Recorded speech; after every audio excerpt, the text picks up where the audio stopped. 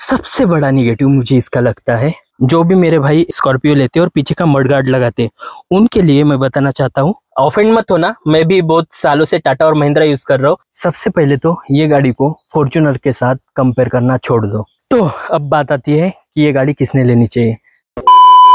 Good morning, आज हम फिर से खड़े हैं अपने खेत पे और आज हमारे साथ है ये दोनों भाई साहब। तो बीच में वीडियो में पीछे टिंग टिंग टिंग टिंग आवाज़ आते रहेगा, तो माइंड मत कीजिएगा। तो आज का जो वीडियो है वो स्पेशली मैं इसलिए बना रहा हूँ कि गाड़ी को चलाते हुए मुझे हो गए लगभग 3000 किलोमीटर और ये गाड़ी के कुछ गुड्स और कुछ बैड्स अब मुझे पता चल गए मेरे हिसाब से, वो मैं आपको बताना चाहता हूँ कि गाड़ी में क्या अच्छा है और क्या बुरा है। तो आइए स्टार्ट करते हैं। चलो भाई देखो अब मैं क्या करता हूँ। तो सबसे पहले गाड़ी की जो सबसे अच्छी बात मुझे लगती है इसका लुक। सामने से बहुत मैसिव लगती है गाड़ी, बहुत अच्छी दिखती है। पीछे देखो, पीछे तो देखो। रोड प्रेजेंस गाड़ी का बहुत अच्छा है। अगर आप रोड पे निकलते हो तो आजू बाजू के जो गाड़ियाँ होती है उनसे ये गाड़ी काफ़ी उठ के दिखती है, काफ़ी अच्छी दिखती है, काफ़ी बड़ी दिखती है। दूसरा जो इसका पॉजिटिव पॉइंट मैं गिनना चाहता हूँ वो है इसका रियल व्हील ड्राइव। जी हाँ, ये गाड़ी रियल व्हील ड्राइव के साथ आती है और बॉडी ऑन फ्रेम से। अब बॉडी ऑन फ्रेम का मतलब क्या है? बेसिकली क्या होता है, अभी जितनी भी गाड़ी आती है वो मोनोकॉक के साथ आती है, मतलब चेसिस और बॉडी एक ही रहती है। इसमें क्या होता है, चेसिस अलग बनती है, ऊपर से बॉडी शेल अलग अटैच होता है, तो इससे थोड़ी गाड़ी की जो ऑफ रोड कैपेबिलिटी अच्छी हो जाती है। मैं ऐसा नहीं कहूंगा कि जो आप डेली ड्राइव करते हो उसमें आपको बहुत वास्ट चेंज मिलेगा, ऐसा बिल्कुल नहीं है। बट हाँ, जब छोटे बहुत ऑफ रोड आप करते हो तो आपको काफी इजी हो जाता है वो चीज, और टफ टेरेन में ये थोड़ा अच्छा परफॉर्म करती है। बैक व्हील ड्राइव इस वक्त मार्केट में जो पैसेंजर व्हीकल है बहुत लिमिटेड है, कि मोस्टली गाड़ी तो फ्रंट व्हील ड्राइव और मोनोकॉक के साथ आती है। आप रियल में देखते हो, आपके सामने देखते हो तो गाड़ी वाकई में काफी मैसिव लगती है। रियल लुक की बात मैं यहाँ नहीं करना चाहूँगा, मैं उसको बाद में इसी वीडियो में आगे डिस्कस करूँगा। मुझे पर्सनली सामने का लुक और साइड लुक पसंद आता है, पीछे का लुक मुझे उतना पसंद नहीं आया इसके, लेकिन धीरे धीरे अब ये पसंद आने लगा है। मतलब यूज टू हो गया हूँ जैसे मैं, वैसे वैसे वो पसंद आने लगा है। अगली बात करते हैं इसके पॉजिटिव की। सर 2 मिनट के लिए शांत, बिल्कुल आवाज़ मत करना, वीडियो शूटिंग ब्लॉगिंग चालू है। तो क्या नाचो मैं? 2 मिनट बस, हाँ ऐसे ही। हाँ ओके। तो इसका पॉजिटिव में आता है इसका इंजन, 2.2 लीटर का एमॉक इंजन, डीजल इंजन है, बहुत अच्छा टॉर्क है इसका। टॉर्क से क्या होता है, आप जब ऑफ रोड करते हो या फिर किसी चढ़ाई पे चढ़ते हो गाड़ी अच्छे से चढ़ जाती है। और इंजन आप देख सकते हो काफ़ी रिलायबल इंजन है इसका। मैं नहीं मानोगे ना आप, तो मैं बोल रहा था इंजन काफ़ी रिलायबल है इसका, और मैं कई दिनों से इंजन अपनी XUV 500 में यूज़ करता था, बट उसी का ये अपग्रेडेड वर्जन है। और एक चीज़ आप देखोगे, ये इंजन माउंट कैसे किया गया है, ये इंजन माउंट कुछ ऐसा किया गया है। आप यही सेम इंजन XUV 700 में कुछ ऐसा माउंट किया है, वो इसलिए क्योंकि ये इंजन की पावर बैक व्हील में जाती है, तो ड्राइव शाफ्ट यहाँ से जाता है और बैक व्हील में जब इसका टर्बो चालू हो जाता है, लाइक गाड़ी बहुत ज़्यादा स्मूथ होती है, एक्सीलरेटर रिस्पॉन्स इसका बहुत प्यारा होता है, मतलब क्या ही कहे। ये गाड़ी भी अच्छी है। अरे बहुत मनुष्य लग रहे हो, मत करो, रहने दो, बहुत बुरे लग रहे हो। तौबा तौबा तौबा, थारा मूड खराब कर दिया। एक और बात, ये गाड़ी जी एनकैप में 5 स्टार रेटिंग लेके आई। अब लोग बोलेंगे यार जी एनकैप में 5 स्टार लेके आई, लेकिन ऑस्ट्रेलियन एनकैप है उसमें तो 0 स्टार है। उसमें 0 स्टार इसलिए है क्योंकि इसमें एडास नहीं आता, और उनका कंपलसरी हो गया है, अगर एडास नहीं आता तो उसके मार्क वैसे ही कट जाते हैं। और सेफ्टी वाइज भी गाड़ी काफ़ी अच्छी है, स्ट्रांग है। पॉजिटिव में इसके एक डोर की साइज आप देख सकते हो, नीचे से स्टार्ट होता है, तो मतलब फ़ायदा क्या होता है कि अगर आप ऑफ रोडिंग भी कर रहे हो डस्टी एरिया में, तो ये जो एक्स्ट्रा पार्ट है इस वजह से ना यहाँ पे डस्ट नहीं आती गाड़ी के। और चढ़ते हुए मोस्टली कभी कभी ये यहाँ से जो डस्ट लगती है आपके कपड़ों पे, वो डस्ट आती नहीं, क्योंकि ये देखिए यहाँ पे इसकी रबर सीलिंग है, तो ये प्रॉपर यहाँ तक पैक रहता है, तो डस्ट अंदर तक आने का कोई चांस ही नहीं है। अब आते हैं इंटीरियर में।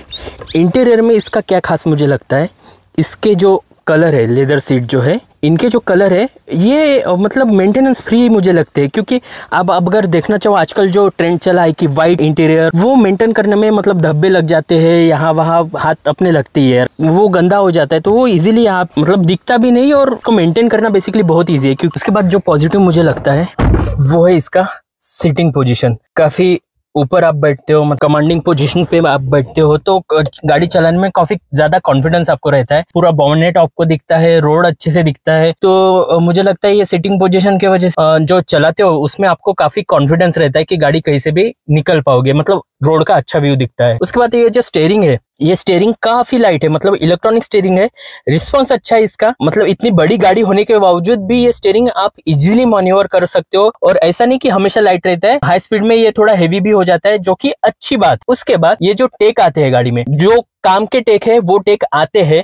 बाकी जो गिमी की टेक है रहे तो बहुत अच्छी बात है, नहीं रहे तो भी उससे काम कुछ रुकता है, ऐसी बात नहीं है। जो मेन टेक है ये गाड़ी में, लाइक सनरूफ आता है छोटा सा, पैनोरामिक नहीं है, और मुझे नहीं लगता कि इंडिया में पैनोरामिक की जरूरत भी है। फॉरेन कंट्रीज है, जहाँ यूरोप कंट्रीज है, जहाँ पे ठंडी ज्यादा रहती है, तो बार बार हीटर ना चलाते हुए वो सनरूफ खोल देते तो गाड़ी में वैसे ही हीट आ जाती है। तो यहाँ पे ऐसा इश्यू नहीं है कि हमें हीट करनी है गाड़ी। अब जब पैनोरामिक सनरूफ देखते हो तो उसका ये शीट है, अब देखोगे रोलेबल शीट रहता है, पीछे जाके वो रोल होता है, इस वजह से वो थोड़ा कपड़े जैसा रहता है। तो उस वजह से क्या होता है, गाड़ी में हीट आती है और गाड़ी कूल होने में, गाड़ी ठंडा करने में थोड़ा टाइम लेता है, मतलब एसी को ज्यादा एफर्ट लगाने पड़ते हैं। इसमें आप देखोगे ये हार्ड रहता है, हार्ड शेल रहता है, तो ये हीट उतनी आने नहीं देता है, जो कि एक अच्छी बात है। क्रूज कंट्रोल आता है गाड़ी में, hill hold, traction control, drive mode भी आते हैं। डिसेंट इनफ टेक के साथ ये गाड़ी आता है। जो आप बोलोगे कि एडास नहीं आता गाड़ी में, तो एडास मुझे नहीं लगता कि अभी भी अपने इंडियन रोड उतने प्रैक्टिकल बने हैं एडास के लिए। कई दोस्त है जो XUV 700 यूज करते हैं, जो गाड़ी चलाते हैं एडास ऑफ ही करके चलाते हैं, क्योंकि उनको लगता है कि मैनुअली मैं ज्यादा अच्छे से कंट्रोल कर पाऊंगा। जितना गाड़ी में टेक ज्यादा, उतना गाड़ी के फेल्यूर के चांसेस ज्यादा, ऐसा मुझे लगता है। स्पेशली इंडियन जो ब्रांड है टाटा और महिंद्रा, इनमें ऑफेंड मत होना, मैं भी बहुत सालों से टाटा और महिंद्रा यूज कर रहा हूँ, बट मुझे ये चीज पता है, गाड़ी ये महिंद्रा के इंजन बहुत रिलायबल है, बट टेक जो है वो कभी कभी फेल हो जाते हैं। मतलब बहुत बार अभी भी जो कैमरा है उसमें को वेकअप होने में टाइम लगता है, इतना सही दिखता है, थोड़ी देर में 1 आध सेकंड का डिले हो जाता है, फिर आ जाता है बड़ा सा, बट ये चीजें है। और इसका एसी बहुत अच्छा है इसका, मतलब बहुत ज्यादा चिल्ड कर देता है। इसका मैनुअल है, टॉप में आपको ऑटोमेटिक आ जाता है ड्यूअल जोन के साथ। और ये जो दूसरा एसी है ये मतलब फ्रीजर ही है। कितना भी पहले स्टार्टिंग में 4 पे लेके जाए उसकी स्पीड, बाद में इसकी स्पीड 1 पे ही लेके आते हैं, क्योंकि बहुत ज्यादा चिल करता है ये। तो ये रही इसकी कुछ पॉजिटिव। अभी धूप चली गई तो ये लोग भी शांत हो गए, बैठ गए मस्त। तो आते हैं अपने गाड़ी के कुछ नेगेटिव पे। सबसे बड़ा नेगेटिव मुझे इसका लगता है, भाई साहब स्पेस कहाँ है चीजें रखने के लिए। मतलब ये डोर पॉकेट में आप देखिए, डोर पॉकेट में एक बॉटल रख गई, यहाँ पे कुछ रख दिया, हो गया। यहाँ पे कुछ स्पेस नहीं, डैशबोर्ड पे कुछ भी स्पेस नहीं। इवन आपका जो आर्म रेस्ट है ये यहीं पे खत्म, खुले होते ही, मतलब क्या है ये, ओपन करते ही बंद। कप होल्डर यहाँ पे है, यहाँ पे थोड़ा एक स्पेस मोबाइल रखने के लिए। और सबसे बड़ा जोक तो ये है ग्लो बॉक्स। ये ग्लो बॉक्स इतना बस हो गया। अब जो लोग मेरे जैसे घूमना चाहते हैं, मतलब आपको पता है कि मैं कभी कभी रोड ट्रिप करता हूँ, तो रोड ट्रिप करते हुए मैं टूल बॉक्स, उसके बाद छाता, उसके बाद इमरजेंसी लाइट, ये सब चीजें मैं लेके जाता हूँ। तो इतने से चीज में क्या ही रखूंगा मैं। और कूल्ड ग्लो बॉक्स है, ये यहीं पे है अपनी XUV में। अगर आपको याद है तो कूल्ड ग्लो बॉक्स यहाँ पे था, यहाँ पे अच्छी खासी 3-4 अपनी कैन जाती थी कोल्ड ड्रिंक की कैन, तो कोल्ड ड्रिंक की कैन यहाँ जाती थी और अच्छे से चिल्ड हो जाती थी। और यहाँ सिर्फ इतना, अगर बॉटल डालूंगा तो डॉक्यूमेंट्स कहाँ रखूंगा, डॉक्यूमेंट्स डालूंगा तो बॉटल कहाँ रखूंगा। तो कूल्ड ग्लो बॉक्स का काम ही किया। बैठने के लिए बहुत अच्छी स्पेस है, बट चीजें रखने के लिए अच्छी स्पेस इसमें मुझे लगी नहीं। सेकंड जो सीटिंग है इसमें भी आप स्पेस देखिए यहाँ पे। हाँ, ये जो चीज है ये अच्छी दी इन्होंने, एक मोबाइल होल्डर दिया, कुछ मैगजीन होल्डर दिया, बट यहाँ के पॉकेट देखिए, बस हो गया खत्म। और ना ही पीछे कुछ स्पेस है, वो जो दिख रहा है आपको हैंडल पे छोटा सा एक कभी होल टाइप, बस वही है दोनों साइड में, और कुछ स्पेस यहाँ पे नहीं है। आते हैं नेक्स्ट। समझ गए क्यों? पता नहीं मुझे ये ऐसा डोर इन्होंने क्यों ही दिया। शायद हो सकता है कि जो स्कॉर्पियो की लेजेंडरी आगे बढ़ाने के लिए उन्होंने ऐसा डोर दिया, मुझे नहीं पता बेसिकली उनके डिजाइनर ने क्या सोचा क्या नहीं। मैं उतना बड़ा डिजाइनर भी नहीं हूँ कि उसमें फ्लॉ निकालूं, बट मुझे लगता है यार इसमें नॉर्मल डोर दिया रहता तो अच्छा होता। कई यूट्यूबर कहते हैं कि इसकी हाइट ज्यादा है, तो अगर हैश देते तो हैश नीचे नहीं आ सकता है। मत दो ना आप इलेक्ट्रॉनिक हैश, बट एक स्ट्रैप तो दे सकते थे। लाइक ये जो स्टेप है, ऐसा स्टेप यहाँ पे भी दे सकते थे हैश को नीचे निकालने के लिए, बट नहीं, उन्होंने ये कुछ ऐसा डोर दिया। तो ये प्रॉब्लम क्या करता है, टाइट पार्किंग में जब आपको सामान डालना पड़ता है, इतनी स्पेस आपको छोड़नी पड़ती है, तभी जाके आपकी डिक्की ओपन होगी, सामान जाएगा। और उसके बाद ही ये ड्रॉबैक है ये सीट्स। वैसे तो ये सीट छोटे बच्चों के लिए ही काम की है, एडल्ट के उतने काम की नहीं है, तो वो मुझे उसका कुछ नहीं, क्योंकि इस सेगमेंट में कोई भी गाड़ी देख लो उसकी सीट ऐसी आती है। बट ये जो फोल्डिंग वाला आइटम है ये मुझे बिल्कुल पसंद नहीं आया। 700 में या 500 में आप देखोगे फ्लैट फोल्ड हो जाती है गाड़ी। ये उसके बाद अगर आपको फोल्ड करना है तो कुछ ऐसा फोल्ड हो जाता है। इतनी स्पेस आप यूज कर सकते हो, लेकिन ये स्पेस आपकी गई। ऊपर से इनका एक चीज देखो कि ये चलते हुए ये नीचे ना आए करके ये हुक यहाँ पे लगा दो। अब क्या होता है, जब भी ये गाड़ी ऐसे चलती है तो ये यहाँ से ये आवाज आते रहता है कंटिन्यूसली। ये कुछ ड्रॉबैक है, इसका कुछ अल्टरनेट सॉल्यूशन देना चाहिए था उन्होंने, बट दिया नहीं।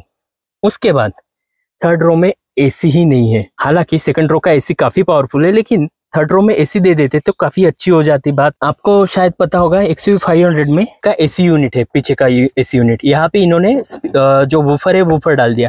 अब जमाने के साथ उन्होंने भी सोचा कि यार साउंड इनहेंस करना है, तो उन्होंने यहाँ से एसी यूनिट हटाया और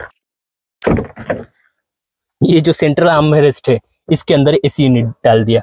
तो उससे क्या हो गया, यहाँ की स्पेस देखिए, यहाँ की स्पेस कम हो गई। यह कम इसलिए हो गई कि इसके नीचे है AC unit, basically cooling coil इस एसी के लिए, जो कि 500 और 700 में मैंने दिखाया वहां रहती है। तो ये चीज वहां डाल दी रहती और वूफर नहीं भी दिया रहता, या कई और अंडर सीट वूफर दिया रहता, तो ये आपका अच्छा खासा स्पेस बन जाता था और थर्ड रो में भी एसी मिल जाता था। और एक इसका ड्रॉबैक बताता हूँ, अगर आप थोड़े शॉर्ट हो तो इसका जो एडजस्टमेंट है इसमें ही मुझे बहुत टाइम लग गया कि इसको एडजस्ट कैसे करें। बेसिकली ये सीट हाइट एडजस्टेबल है, बट इसकी फुल हाइट पे स्टीयरिंग और इसमें कितना बचा है देखो गैप। अगर थाइज आपकी यहाँ पे आ जाए तो स्टीयरिंग आपको लगने का डर है। और स्टीयरिंग ये सबसे ऊपर की पोजीशन पे है, मैं दिखा देता हूँ। ये सबसे लो पोजीशन है और ये सबसे हाई पोजीशन है। तो सबसे हाई पोजीशन पे करके मैं इसको लॉक कर देता हूँ। फिर भी ये गैप क्या है यार, कैसे ही बैठेगा आदमी, देखो पता नहीं। अब ये देखो, ये यहाँ पे इतनी सी गैप है, और अगर मैं शॉर्ट नहीं हूँ नीचे करता हूँ तो ये पोजीशन कुछ ऑकवर्ड सी लगती है मुझे, समहाउ मुझे लगती है। हर किसी को लगेगी ये जरूर नहीं, बट समहाउ मुझे ये पोजीशन कुछ ऑकवर्ड सी लगती है। ये स्टीयरिंग का कुछ एडजस्टमेंट अलग होना चाहिए था, ऐसा मुझे लगता है। जरूर नहीं हर किसी को लगे, बट मुझे लगता है। एज ये रियल व्हील ड्राइव है तो इसमें आपका पावर लॉस होता है एज कम्पेयर टू XUV 700 और इसमें सेम इंजन है, थोड़ा अलग अलग ट्यूनिंग है। बट क्या होता है, इंजन से लेके पिछले व्हील तक, मैं बाहर से दिखा देता हूँ आपको। इंजन से लेके पिछले व्हील तक, ये व्हील तक एक प्रोपेलर शाफ्ट आता है। उस वजह से क्या होता है, वो पावर लॉस थोड़ा बहुत हो जाता है आपका इंजन से लेके रियल व्हील तक। तो पावर लॉस होता है, उसमें आपका माइलेज थोड़ा ड्रॉप होगा। इसलिए ये गाड़ी 700 से कम माइलेज देती है। 1-2 का माइलेज का डिफरेंस रहता है, बट कम माइलेज देती है। और इसी वजह से इसका वेट भी बढ़ जाता है, क्योंकि इसमें एक्स्ट्रा कंपोनेंट्स लगे हैं। उसके साथ साथ सर्विस इंटरवल में आपको वो जो गोल नीचे आया हुआ दिख रहा है, राइट, वहां पे डिफरेंशियल ऑयल डालना पड़ेगा आपको इंटरवल में। ये ऑयल फ्रंट व्हील ड्राइव में नहीं जाता, तो ये एक एक्स्ट्रा खर्चा हो जाता है। ज्यादा बड़ा नहीं है, बट मैं बताना मेरा काम था तो मैंने बता दिया। और हाँ, सस्पेंशन इसके बहुत प्यारे है। बॉडी ऑन फ्रेम गाड़ी है, फिर भी इसका जो पेंटेलिंग सस्पेंशन है वो गाड़ी की मूवमेंट यू रखता है। यू ऐसी बहुत कम है। ये जो मूवमेंट है गाड़ी का, रोला बोलते हैं ना हम, रोला, ये झूला ये कम है इस गाड़ी में, यू ज्यादा है। इवन मेरी XUV 500 से भी इसमें जो साइडवेज मोशन है वो कम है, कंट्रोल्ड है, कम नहीं कंट्रोल्ड है। तो सस्पेंशन बहुत अच्छी है इसके। पॉजिटिव में मैं बताना भूल गया, बस सस्पेंशन काफी अच्छे है इसके। और एक छोटी सी एक टेक्निकल सी बात आपको बता देता हूँ। जो भी मेरे भाई स्कॉर्पियो लेते हैं और पीछे का मड गार्ड लगाते हैं, उनके लिए मैं बताना चाहता हूँ कि इसका जो DEF टैंक है, ये आप देख रहे हो, ये DEF टैंक है। बेसिकली BS6 का इमिशन नॉब है, उसमें ये फ्लूइड डालना जरूरी है ताकि आपका जो एग्जॉस्ट गैस है वो कंट्रोल में रहे, इन्वायरमेंट को हार्म ना पहुंचे। ये ना रहे ऑयल तो गाड़ी चलती नहीं, ऑन नहीं होती है। ये अभी सभी गाड़ी में है, बट इसकी DEF टैंक यहाँ पे दी है। और ये जब आप पीछे का जो लगाते हो, पीछे का बुल बार लगाते हो, तो वो यहीं पे क्लैंप होता है। महिंद्रा से मैंने देखी है, महिंद्रा की गाड़ियां सर्विस सेंटर में जो महिंद्रा जेन्युइन एक्सेसरी लगती है वो यहाँ पे लगती है, और गलती से भी यहाँ पे कुछ टकराया पीछे से, वो डायरेक्ट इसको फाड़ेगी, ये जो टैंक है इसको तोड़ेगी। और ये टैंक मेटल नहीं है, और ये लिक्विड गिर गया तो आपकी गाड़ी चालू होने से रहेगी भाई। तो मेक श्योर कि पीछे का वो चीज़ ना लगाए। मैं तो चाहूँगा मत लगाओ, अगर महिंद्रा जेन्युइन भी एक्सेसरीज है तो भी फिर भी मत लगाओ। और इसका प्लेसमेंट कहीं और कर देते थे यार तो अच्छा रह जाता DF टैंक का, बट है जैसा है वैसा है। बाकी ओवरऑल गाड़ी बहुत अच्छी है, इंजन वाइज बहुत अच्छा है। मेन तो गाड़ी में रहता है इंजन, फीचर देख के कार नहीं लेने दे। तो ये गाड़ी वो है, तो ये गाड़ी किसने लेनी चाहिए? तो अब बात आती है कि ये गाड़ी किसने लेनी चाहिए। सबसे पहले तो ये गाड़ी को फॉर्च्यूनर के साथ कंपेयर करना छोड़ दो। फॉर्च्यूनर कुछ अलग गाड़ी है, ये कुछ अलग गाड़ी है। देखो मेरे लिए, मेरे बजट में ये गाड़ी बेस्ट थी। जिनका बजट 50 का ऊपर है या 50 है उनके लिए वो गाड़ी बेस्ट है। तो ये दोनों को कंपेयर करना बिल्कुल सही बात नहीं है मुझे लगता है। भाई रुकना 2 मिनट, हो ही गया है। और हाँ, ये गाड़ी किसको लेनी चाहिए? अगर आप कभी कभार ऑफ ट्रैक भी जाते हो, मतलब जहाँ पे हाईवे नहीं ऐसी जगह भी आप जाते हो, तो मेरे ख्याल से ये गाड़ी अच्छी है। और ये गाड़ी ने मेरे ख्याल से साबित भी कर दिया है। इस रिलायबिलिटी जो है, को पता है अपने अनमोल भाई इंडियन बैकपैकर है, वो तो यहाँ से लंदन और वापस वही गाड़ी से अभी ऑस्ट्रेलिया भी गए। टेक्निकली उनके भी गाड़ी में कोई इशू अब तक आया नहीं एज सच, एक DEF का छोड़। कभी कभार मतलब of road heavy of road की बात नहीं कर रहा हूँ मैं, जो कभी कभार मतलब जिनको जाना रहता है, जैसे मैं अभी खेत में आता हूँ, थोड़ा बहुत ऑफ रोडिंग होता है। और हाँ, यहाँ पे खेत में आने के लिए मुझे एक ना स्टीफ स्लोप है, क्योंकि यहाँ रास्ता नहीं है तो एक स्टीफ स्लोप चढ़ना पड़ता है। वहाँ पे मेरी XUV 500 जो फ्रंट व्हील ड्राइव थी, वो गाड़ी स्कीड करती थी, ये विदाउट एक्सीलेटर चढ़ती थी। तो ये सामने काफ़ी स्टीफ है, मतलब कैमरा कितना जस्टिफाई कर रहा है पता नहीं, बट काफ़ी स्टीफ है। और ये गाड़ी का टॉर्क बेसिकली मैं दिखाना चाहता हूँ कि कितना टॉर्क है। ये गाड़ी को मैंने फर्स्ट गियर पे डाला, ये फर्स्ट गियर पे डाला, एक्सीलेटर छोड़ दिया, एक्सीलेटर छोड़ दिया एक, और क्लच पे ये अभी गाड़ी, और क्लच भी छोड़ दिया। ये देखिए कुछ भी प्ले नहीं कर रहा हूँ, और इतना स्टिफ चढ़ाई है। अब देखते हैं गाड़ी कितना चढ़ पाती है। मैं बिल्कुल एक्सीलेट नहीं कर रहा हूँ, गाड़ी खुद अपने टॉर्क पे चल रही है। मैं यही स्टेप की बात कर रहा था जहाँ पे अपनी XUV 500 स्किड कर जाती थी। ये करीबन 50 डिग्री का होगा, 50 डिग्री या फिर ज़्यादा ही होगा। ये यहाँ से थोड़ा ज़्यादा ही है। अभी भी एक्सीलेट बिल्कुल नहीं है गाड़ी। ये गाड़ी का टॉर्क है।